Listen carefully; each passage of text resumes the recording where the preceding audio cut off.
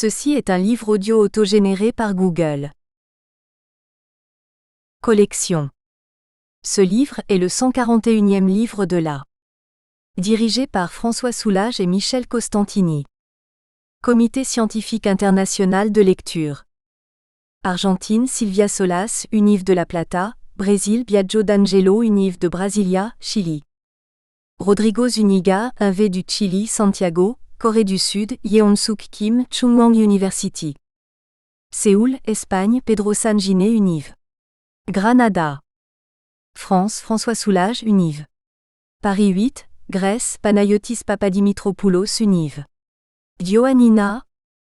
Japon, Kenji Kitamaya, Univ. Seiro, Tokyo, Hongrie, Aniko Adam, Univ.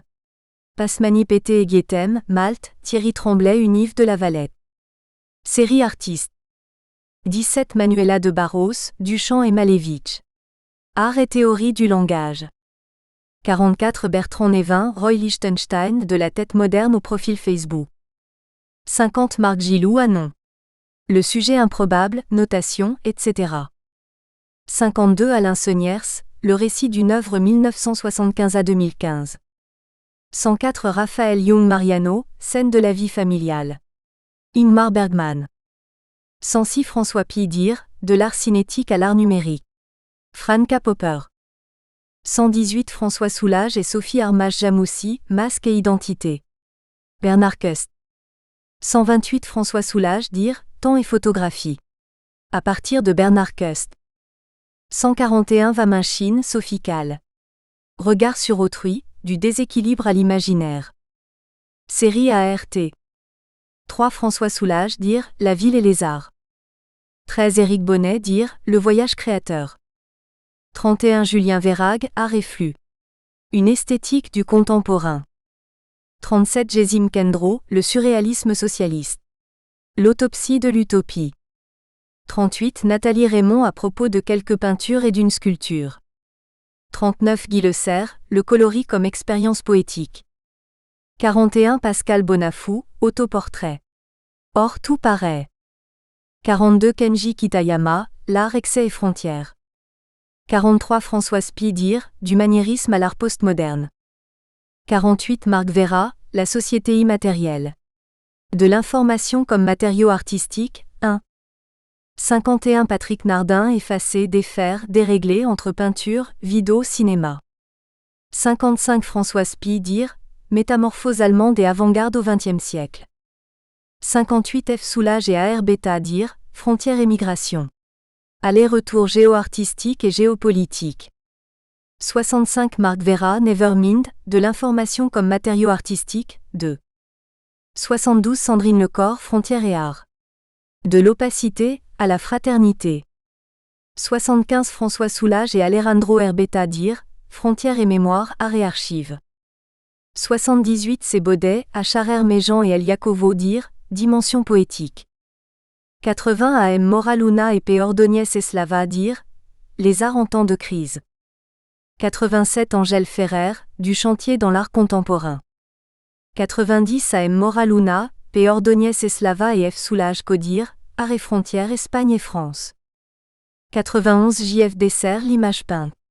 Enjeux et perspectives de la peinture figurative des années 1990 à nos jours.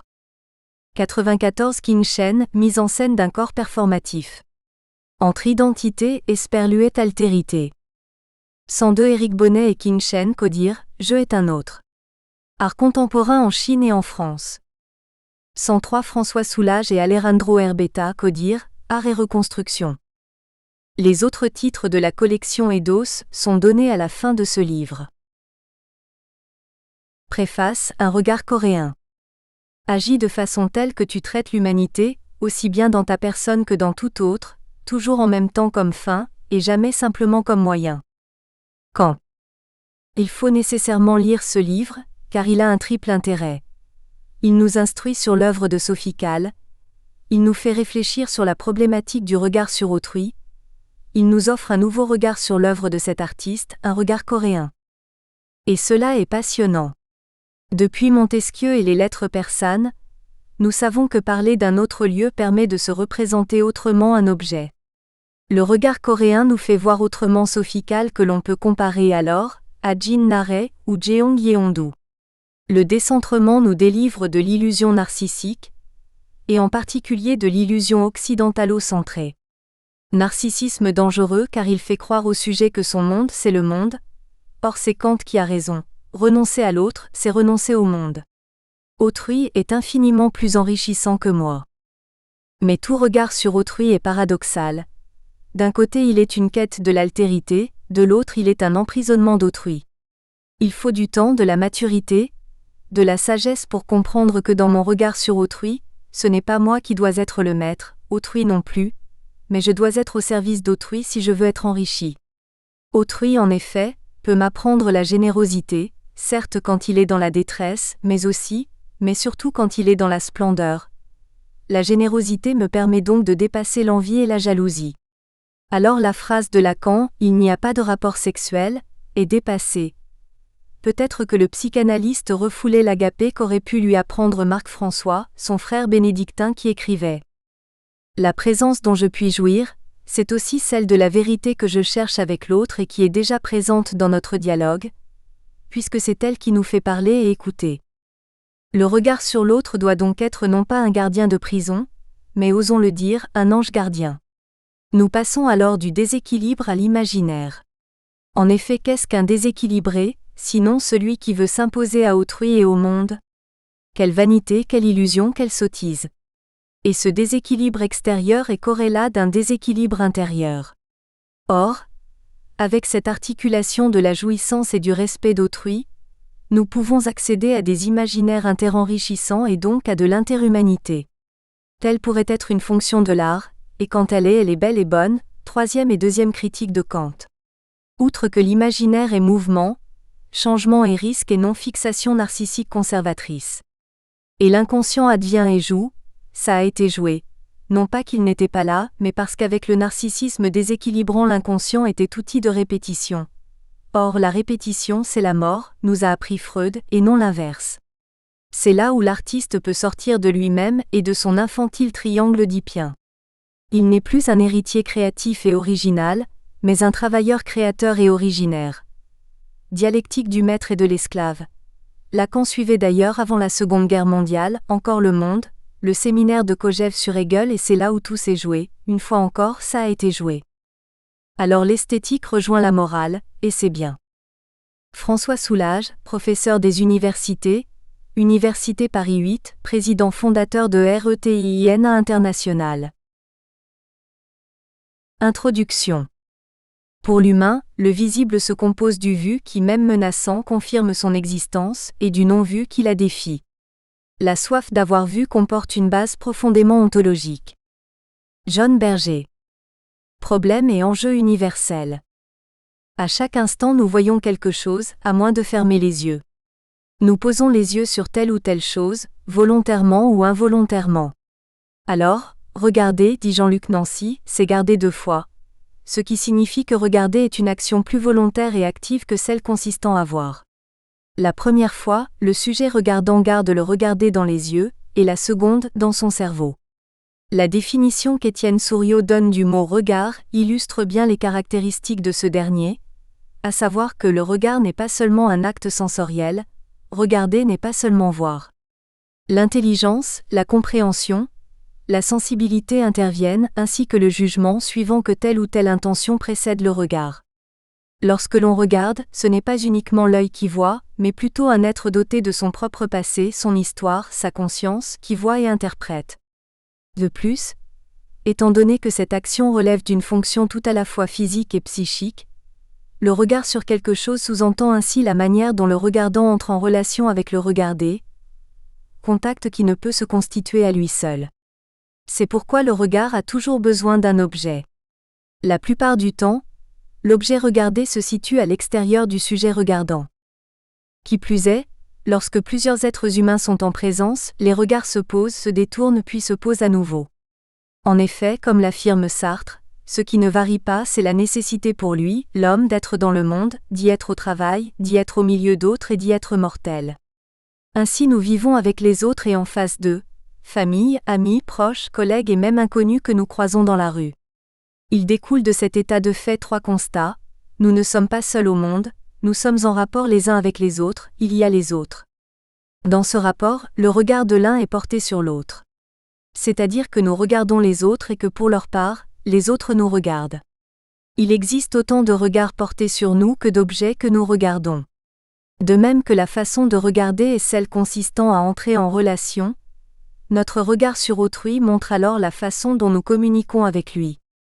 De son côté, Mildred Chimkowiak révèle que dans un contexte social, l'interaction entre autrui et nous est évidente. Nos choix alimentaires, vestimentaires, culturels aussi tiennent compte du goût et de l'avis d'autrui. Bien que s'agissant là d'un exemple fragmentaire, il démontre que nous pouvons nous retrouver dans un rapport de dépendance à l'égard des autres. Si autrui prend trop de place en nous, son jugement risque d'influencer notre réalité. Par ailleurs, si le centre de gravité était incliné de façon déséquilibrée vers autrui, pourrions-nous considérer une identité construite ainsi comme véritable ? En raison du développement des réseaux sociaux, Facebook, Twitter, Instagram, etc., nous sommes exposés aux regards, aux avis et aux jugements de ceux qui nous entourent.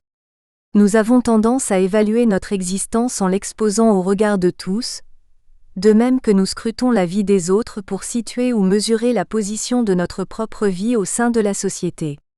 Nous voyons de temps en temps ceux qui conditionnent leur vie, comme le ferait un comédien, pour mieux la montrer aux autres. Il s'agit encore là d'une façon d'interroger son existence dans le regard d'autrui. Ainsi, cette question de la soumission de l'existence au regard d'autrui n'est pas seulement liée à l'individu, mais s'avère également sociale. Voilà pourquoi nous pouvons poser la question suivante. Comment le regard sur autrui peut-il jouer sur et avec l'existence de l'être humain ? Sophie Calle. Sophie Calle travaille depuis 1980 en utilisant la photographie et l'écrit en guise de médium. Au sein de sa création plutôt autobiographique, figurent toujours des questions existentielles dans le dessein d'établir un rapport à l'autre. Comme elle l'écrit, sa démarche consiste à établir un rapport à l'autre, établir une règle du jeu pour occuper le temps, créer des émotions arbitraires mais réelles à la fois. Certes, dans ses œuvres les autres existent toujours, à titre soit d'objets à suivre, soit d'objets à raconter, soit de participants à son projet, etc. Nous allons donc étudier chez elle la manière dont l'être se met en relation avec autrui, dont son regard parvient à autrui et en quoi ce regard imprègne la réalité de l'être humain et de l'image. Au premier chapitre, nous examinerons sa façon d'entrer en relation avec autrui, donc son regard sur autrui. Suite vénitienne, 1980, nous permettra de voir qu'elle utilise un moyen de narration de soi à travers l'autre. Autrui est alors en même temps un objet regardé, et ce qui règne sur l'artiste. Son regard porté sur un autrui proche, est-il similaire à celui qu'il est sur un inconnu ? La réponse peut être donnée par son regard particulier envers le Père en tant que regard guidant sa vie, celui porté sur l'entourage grâce aux animaux empaillés. De plus, Sophie Calle se met parfois en scène en tant qu'autre.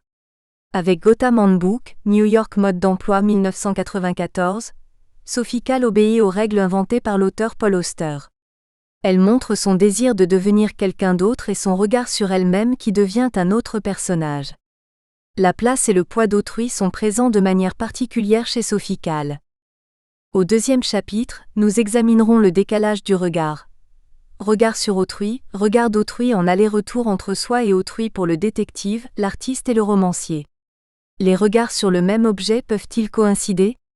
En procédant à l'analyse de la filature, 1981, nous verrons comment Sophie Calle projette son regard sur elle-même et sur celui qui la suit. De plus, le regard d'autrui la surveille. Le décalage du regard est révélé par 2 récits différents.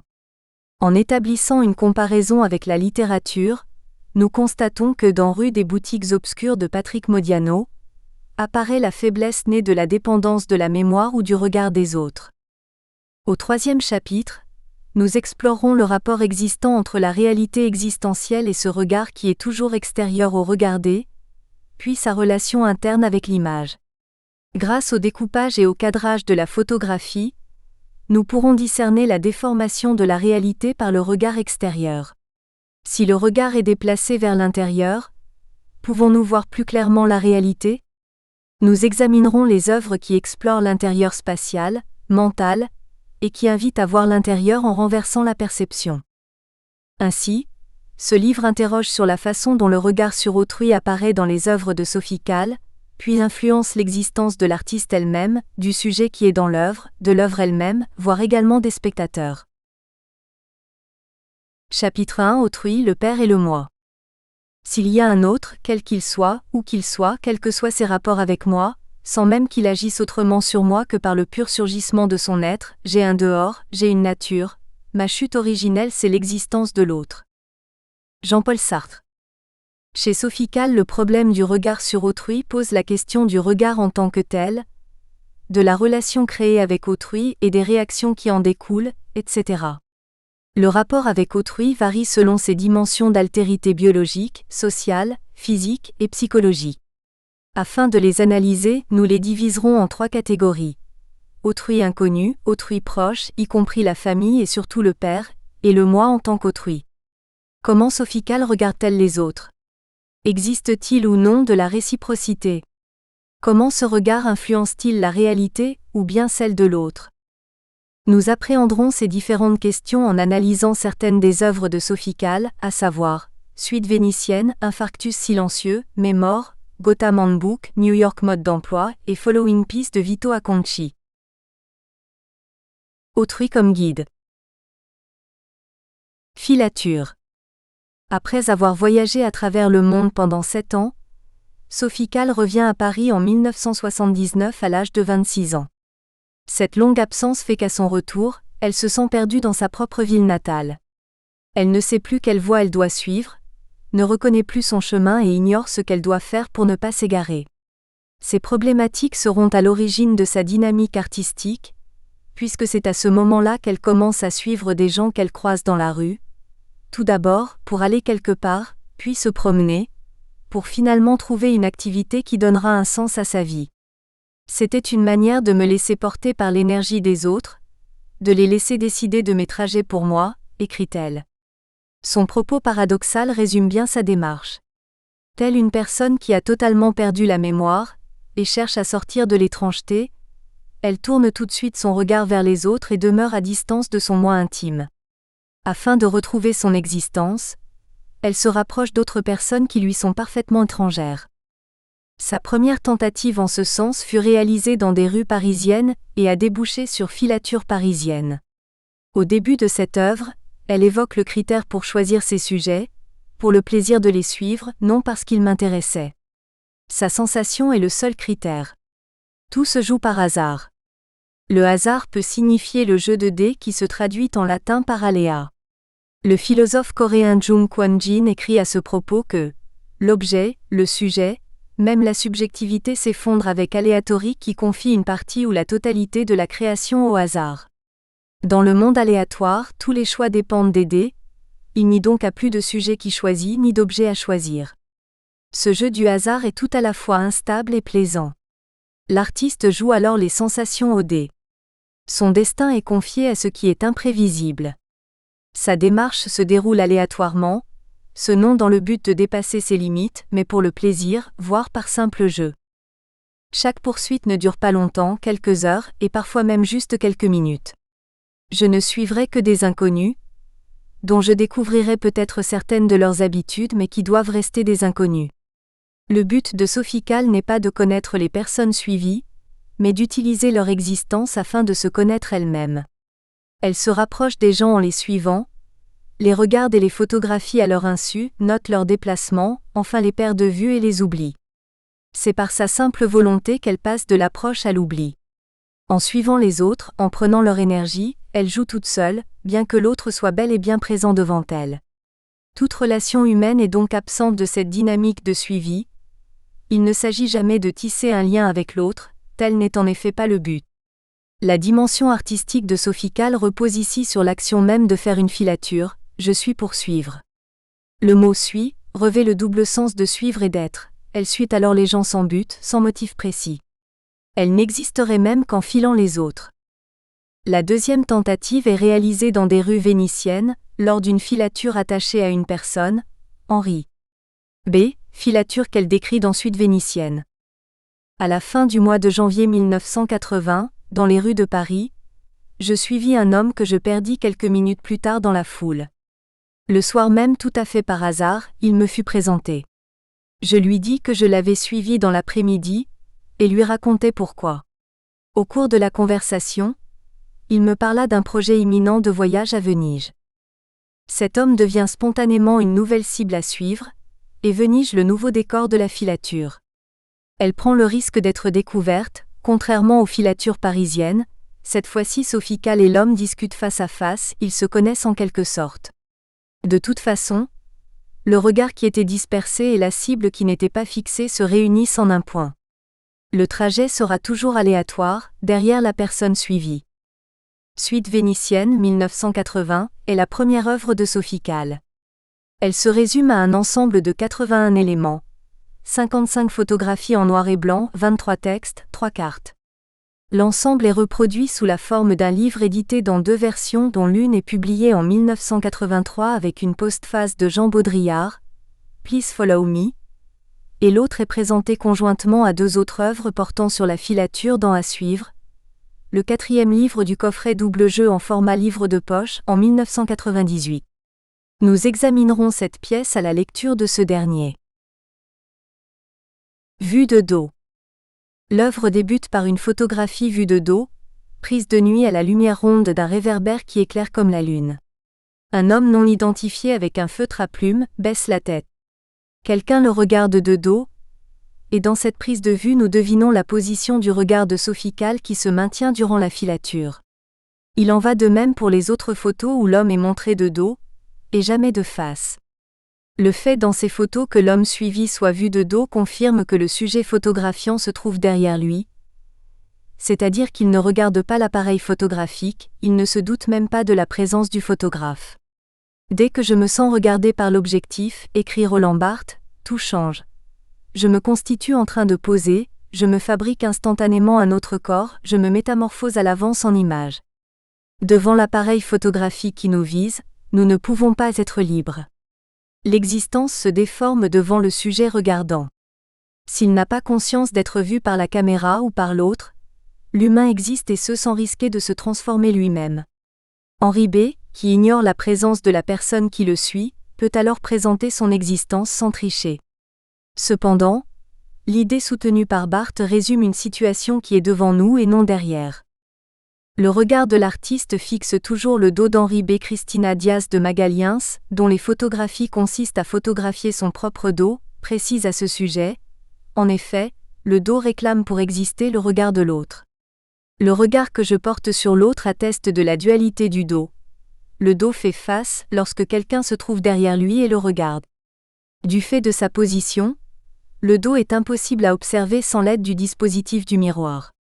Même avec ce dernier, il n'est pas évident de l'observer clairement, entièrement. La vue de son dos échappe à chacun, l'autre doit alors intervenir pour la révéler. Le miroir, écrit Merleau-Ponty, apparaît parce que je suis voyant visible, parce qu'il y a une réflexivité du sensible, il la traduit et la redouble. Par lui, mon dehors se complète. Le miroir est là pour révéler, car sans lui, il n'y a rien à me refléter. Devant lui, j'apprends sur moi et affirme mon apparence. Ce qui était invisible à ma vue, apparaît aussi. De plus, le miroir est le seul dispositif par lequel le je peut être tout à la fois moi-même et l'autre qui me voit. Par le biais du miroir, l'homme peut se voir, il est en même temps le sujet et l'objet du regard. Le miroir donne l'image sensible du moi de l'homme, qui n'était que psychique. Le fantôme du miroir, continue Merleau-Ponty, traîne dehors ma chair, et du même coup tout l'invisible de mon corps peut investir les autres corps que je vois. Désormais mon corps peut comporter des segments prélevés sur celui des autres comme ma substance passe en eux, l'homme est miroir pour l'homme. Quant au miroir, il est l'instrument d'une universelle magie qui change les choses en spectacles, les spectacles en choses, moi en autrui et autrui en moi. La fonction du miroir peut surgir entre les hommes, parce que l'homme peut penser sa propre image en miroir par le biais d'un autre homme qu'il voit. La perception du moi existe donc, y compris sans dispositif reflétant. L'autre peut devenir un miroir. Alors, la tentative de regarder le dos de l'autre est aussi liée au désir de voir son dos à soi, invisible à sa propre vue. Le visage de l'homme est caché. Sophie Calle voit l'autre, alors que celui-ci ne la voit pas. Dans ce mouvement de regard unilatéral, la réalité devient moins nette, plus floue et confère à la photo une perte de mise au point. Le sujet photographié marche vers le fond noir, les ténèbres. Il disparaîtra bientôt dans l'obscurité jusqu'à devenir insaisissable. De plus, comme le dit Lévinas, autrui continue à se révéler dans son visage produit son épiphanie et en appelle à moi. Au sens lévinassien, le visage d'autrui nous impose donc une responsabilité envers autrui. Or, Sophicles ne peut amorcer cette frontalité de l'expérience du visage d'Henri B, puisque ce dernier lui tourne le dos, à moins que ce ne soit elle qui fuit cette expérience. Nous espérons que vous avez apprécié cet aperçu. Pour continuer à écouter ce livre audio sur Google Play Livres, utilisez le lien dans la description de la vidéo.